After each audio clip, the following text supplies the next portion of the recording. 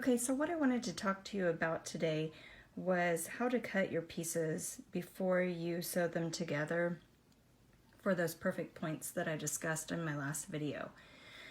So here I have a 2.5 inch piece and a 1.5 inch piece, the width of these.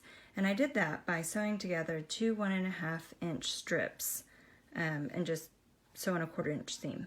So in order to, I'm making a quilt, and in order to get these pieces, I pressed this open with my iron and then took it back to my cutting board and measured out the 2.5 and the 1.5 inch pieces to get these.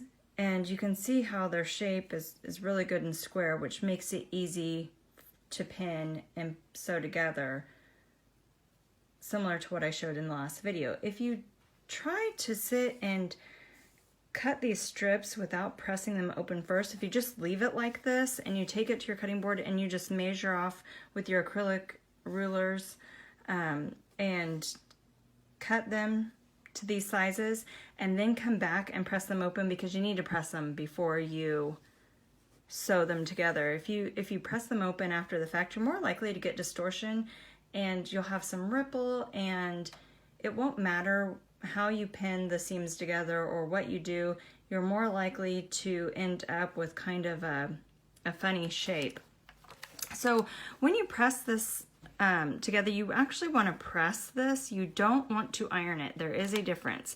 So pressing is really sitting the iron on. See how I'm going to press this towards the darker fabric.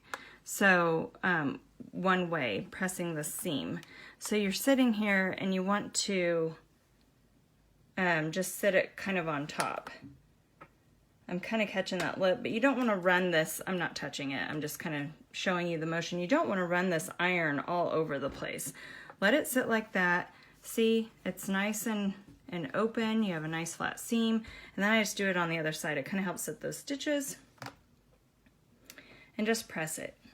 And I've got it on cotton setting. These are Quilter's cotton fabrics. So, and now take it back to your cutting board and cut the sizes that you want. Don't leave them sewn together and closed before you cut. You won't end up with as accurate of pieces as you need. So good luck.